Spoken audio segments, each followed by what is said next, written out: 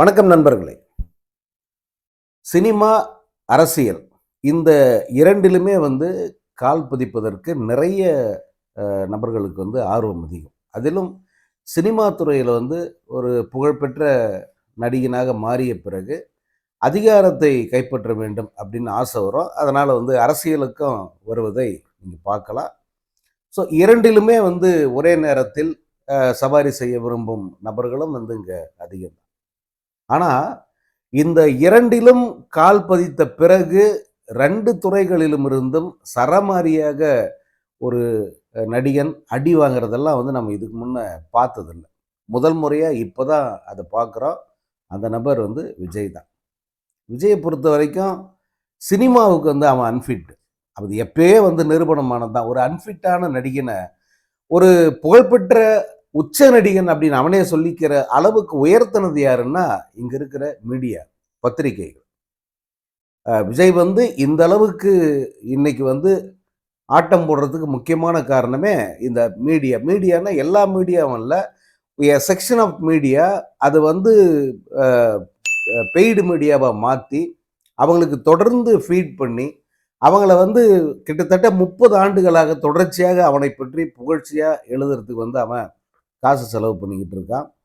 அதே போல ஒரு நிலைக்கு அவன் வந்த பிறகு, இந்த பெய்டு ஜேர்னலிஸ்ட்டை மட்டும் நம்பினா பத்தாதுன்னு சொல்லிட்டு சோசியல் மீடியா மற்றும் மீடியாவின் பல்வேறு முகங்கள் இருக்கு. இந்த பத்திரிகை மட்டுமே இல்லை, பல்வேறு முகங்கள் இருக்கு மீடியாவுக்கு. இப்போ தொலைக்காட்சி இருக்கு, இணையதளங்கள் இருக்கு, அடுத்து சோசியல் மீடியா இருக்கு. இப்படி பல இப்போ இன்ஃப்ளூயன்சர்ஸ் வந்துட்டாங்க. இப்போ இவங்க அத்தனை பேருமே ஒரே நேரத்தில் ஃபீட் பண்ணி அவங்க அவ்வளோ பேரும் இவனை மட்டுமே ஃபோக்கஸ் பண்ணி, இவனை மாதிரி நல்லவன் இல்லை, வல்லவன் இல்லை, நடிகன் இல்லை அப்படின்னு சொல்லிட்டு புகழ் பாடுறது. அதை மட்டுமே தொழிலாக வச்சுக்கிட்டு, நிஜமாவே இதையே தொழிலாக வச்சுக்கிட்டு பொழப்பு போட்டுற நிறைய பேர் எனக்கு தெரியும். ஸோ அப்படி வளர்த்து விட்டதனுடைய விளைவு தான் அவங்க விஜயை இந்த ஒரு பொசிஷனில் கொண்டாந்து அவங்க அந்த ஒரு நேரேட்டிவ் செட் பண்ணுறாங்களா, அது போல் பொசிஷனிங் செட் பண்ணி அவனை உட்கார வச்சுருக்காங்க. அதையே மூலதனமாக வச்சு தான் அவன் அரசியலுக்கு வந்திருக்கான். ஒரு நடிகனா அவனை ஏன் அன்ஃபிட் அப்படின்னு சொல்கிற அப்படின்னு கேட்கலாம். நீங்கள் நல்லா யோசிச்சு பாருங்கள், விஜய்க்கு நடிக்க தெரியுமா? விஜயோட ஃபேஸில் ஏதாவது ஒரு உணர்ச்சியை உங்களால் பார்க்க முடியுமா? அவன் கத்துறது, அழுவுறது அல்லது சண்டை போடுறது, இது எல்லாம் நீங்கள் பாருங்கள், ஒரு மோனோட்டோனஸ் உங்களுக்கு தெரியும். எல்லா படங்களிலும் ஒரே மாதிரியான ஒரு பாவனை தான் அவன் காட்டுவான். ஒரு ரஜினி சார் சொல்லுவார், ஒரு டெம்ப்ளேட்டு நம்மக்கிட்ட ஒன்றுத்துக்கும் ஒரு ஸ்டாக் ஷாட் இருக்குது அப்படின்னு சொல்லி கிண்டலாக சொல்கிறாருல, நிஜத்தில் அப்படி ஸ்டாக் ஷாட் வச்சுக்கிட்டு இருக்கவன் யாருன்னா இந்த விஜய் தான். So totally unfit for cinema. அவன் எடுத்த எடுப்பிலே அரசியலுக்கு அன்ஃபிட்டுங்கிறதையும் அவன் நிரூபிச்சுட்டான். மக்கள் மீது இம்மியளவுக்கு அக்கறை இல்லாத, அரசியலிலும் செயற்கையாக நடிக்கிற ஒரு ஆள் தான் விஜய். ஏன் இவ்வளோ பெரிய பில்டப் இவனுக்கு இப்போ அப்படின்னாக்க, பில்டப் இல்லை, அவனுடைய அந்த பிணநாயகன் அந்த பாட்டு, அந்த முதல் பாட்டு ரிலீஸ் ஆகி அது என்ன மாதிரியான விமர்சனங்களை சந்திச்சிருக்கு அப்படிங்கிறத நீங்கள் பார்த்துருப்பீங்க. அது 1,00,00,000 பேர் பார்த்துட்டாங்க, 1,25,00,000 பேர் பார்த்துட்டாங்கன்னு ஆளாளுக்கு கூவுறாங்க. அவருடைய ஒரு 2,00,000 ரசிகர்கள் தொடர்ச்சியாக 10 வாட்டி பார்த்துருந்தாங்கன்னா இத்தனை வியூஸுங்கிறது சாத்தியம்தான். ஏன்னா அது பைத்தியக்கார பயலுங்க, லூசு பயலுங்க. ஏன்னா அவங்க தான் இந்த மாதிரி ஒருத்தனை கொண்டாடுவாங்க. இவனுடைய இந்த மாதிரி மிகப்பெரிய ஒரு சோகம் நடந்திருக்கு.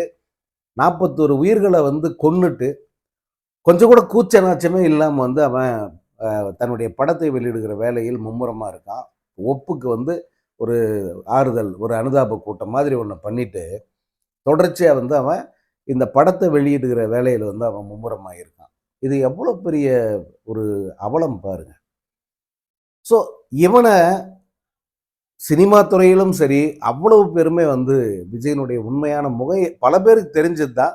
இன்னைக்கு மொத்தமாக அம்பலப்பட்டதுனால போட்டு வெளுக்கிறாங்க. என்னடா இப்படிப்பட்ட ஒரு கேவலமான பசங்களா, திருட்டு பசங்களா இருக்காங்களா எல்லாருமே.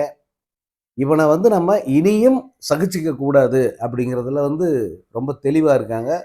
பல பேர் வெளிப்படையாகவே இந்த பிணநாயகனுக்கு இனி மூடு விழாதான், இதுக்கப்புறமா விஜய்க்கு சினிமாவில் இடம் கிடையாது, விஜயனுடைய திரைப்படங்கள் இனி சினிமாவில் எடுபடாது அப்படிங்கிற அந்த முடிவுக்கு வந்திருக்காங்க. பலரும் சொல்வது வந்து அதைத்தான். அதே நேரம் இந்த படத்தினுடைய பிஸ்னஸ் பற்றி பல்வேறு செய்திகள் வெளியே வருது. அதில் ஒன்று, இந்த படத்தினுடைய தொலைக்காட்சி உரிமையை சன் டிவி வந்து வாங்கியிருக்கு அப்படின்னு சொல்லிட்டு ஒரு தகவல் பரவுது. சிலர் வந்து அதை கடுமையாக விமர்சனம் பண்ணியிருக்காங்க. சன் டிவி இது வந்து திமுகவுக்கு மிகப்பெரிய ஒரு எதிரி நான் தான் அவன் சொல்லிக்கிட்டு இருக்கான். ஆனால் சன் டிவி வந்து அவன் படத்தை வாங்கி திரை தொலைக்காட்சியில் வந்து போட போகிறாங்க. இது என்ன, எப்படி இதை எடுத்துக்கிறது அப்படின்னு சொல்லிட்டு விமர்சனம் பண்ண ஆரம்பிச்சிருக்காங்க. இதில் நம்ம விமர்சனம் பண்ண ஒன்றும் இல்லை. ஏன்னா அது பிஸ்னஸ்ஸு. நான் ஒரு வியாபாரின்ற முறையில் வந்து எனக்கு இதில் விஜயோ அல்லது உதயநிதி ஸ்டாலின் அந்த பேதம்லாம் ஒன்றும் கிடையாது. நான் வந்து வாங்கி போடுவேன் அப்படிங்கிறது அவங்களுடைய ஸ்டேட்டஸ். அவங்க ஆரம்பத்துலேருந்தே அதில் உறுதியாக இருக்காங்க. ரஜினி வந்து ஒரு புது கட்சி ஆரம்பிக்கிறேன்னாரு.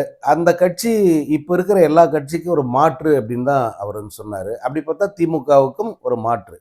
அவர் திமுகவையும் எதிர்த்து தான் களத்தில் நின்னார்.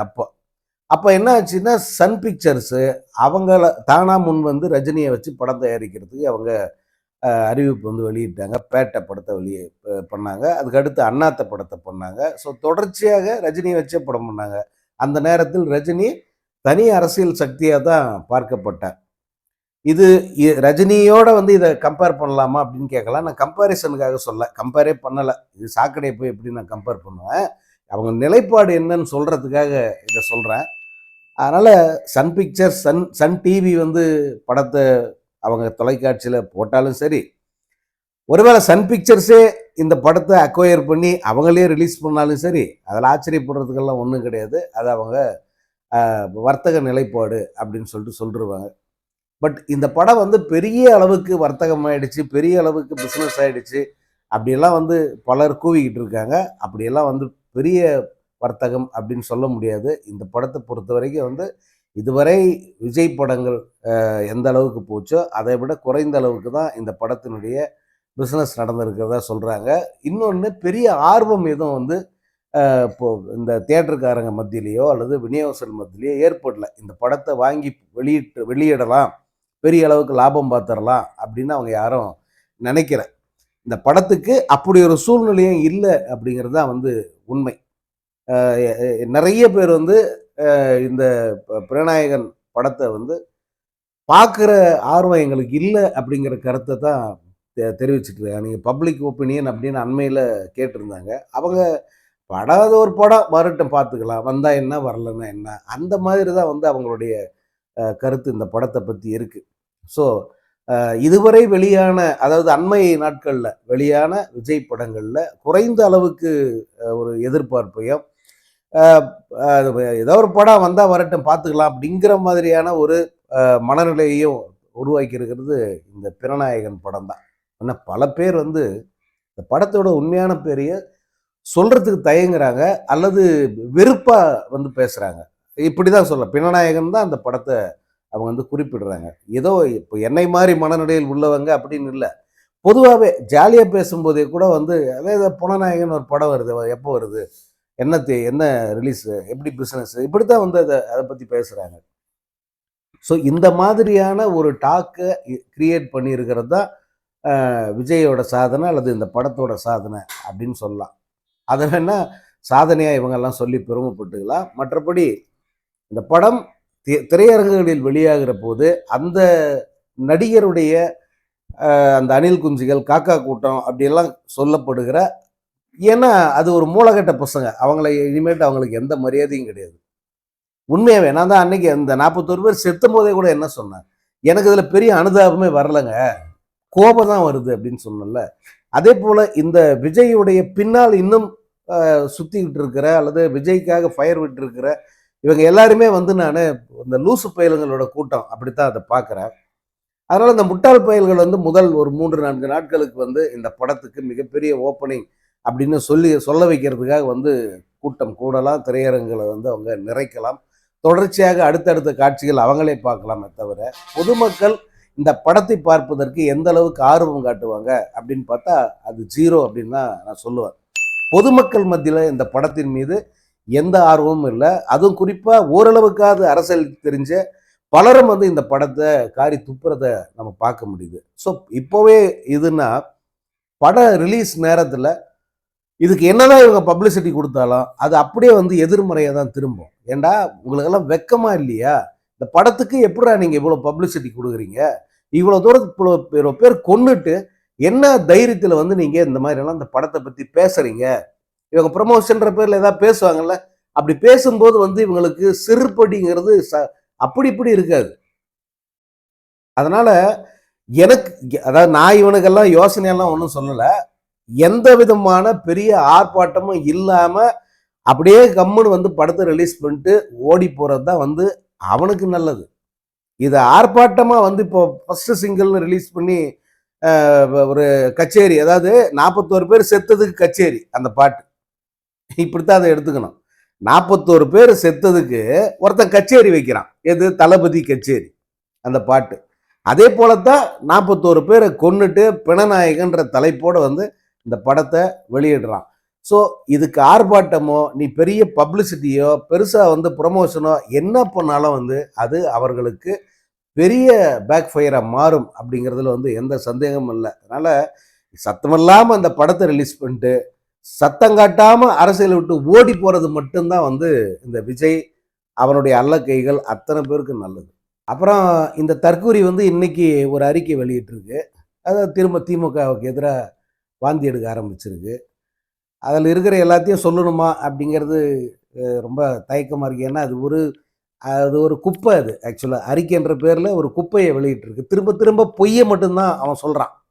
ஒரு பொய்யே திரும்ப திரும்ப சொல்லி மக்களை நம்ப வைக்கிறதுங்கிறது ஒரு டெக்னிக்கு. அந்த கோயபல் சுத்தியை வந்து இந்த நாய் பயன்படுத்துது. அதில் ஒரு வார்த்தையை பயன்படுத்தியிருக்கான். நான் அதை மட்டும் நாங்கள் சொல்கிறேன். இவன் கட்சி பக்கா மாஸ் கட்சியா? டேய் தமாஸ் பையா, இது தமாஸ் கட்சிடா. மாசுன்றது என்ன தெரியுமா? மாசுன்றது என்ன தெரியுமா? 41 பேர் செத்த உடனே பஸ்ஸை விட்டு இறங்கி என் உயிரே போனாலும் நான் இங்கே தான் நிற்பேன், ஜனங்களோட தான் நிற்பேன், அவங்கள காப்பாற்றுறதுக்கு என் கை இருக்குது அப்படின்னு போய் நின்னா அதான் மாசு. பின்னங்கால் பிடரில பட அங்கிருந்து தெரிச்சு ஓடி 1.5 மணி நேரத்தில் வீட்டுக்குள்ளே வந்து அடைக்கலம் புகுந்து குப்புறப்படுத்திக்கிட்டுல, குடிச்சிட்டு குப்புறப்பட்டு, நான் இதை திரும்ப திரும்ப சொல்லுவேன், குடிச்சிட்டு குப்புறப்படுத்தல. நீ எல்லாம் மாசை பற்றி பேசலாமா? நீ ஒரு மாசா? டேய் குப்பை, நீ ஒரு தமாசு. திமுக பற்றி பேசுறவங்கெல்லாம் தகுதியே கிடையாது. திமுக காரங்க உன்னை பற்றி என்ன பேசுனாங்க? உன்னை பற்றி ஏதாவது சொன்னாங்களா? அப்போ அவங்க சொன்னதெல்லாம் உன்னைத்தான் நீ ஒத்துக்கிற. எங்கேயாவது வந்து உன் பேரை சொன்னாங்களா? உன் கட்சியை சொன்னாங்களா? உன் பேரையும் உன் கட்சியோ பேசுறதே கேவலம்னு நினைக்கிறாங்கடா அவங்க. நாங்கெல்லாம் வேற வழி இல்லை, சொல்லி ஆகணுமேன்னு தான் சொல்றேன். எங்களுக்கே அது அவமானமா இருக்கு. உன் பேரு, உன் கட்சியோட பேரு, உன்னை பத்தியெல்லாம் பேசுறதுங்கிறதே ஒரு அவமானமா இருக்கு. ஆனா இது ஒரு ஜனங்களுக்கு வந்து போய் சேரணும். நீ இல்லைன்னா நீ பேசுற அத்தனை பொய்யும் வந்து அவங்க உண்மையை நினைச்சிட கூடாது இல்ல.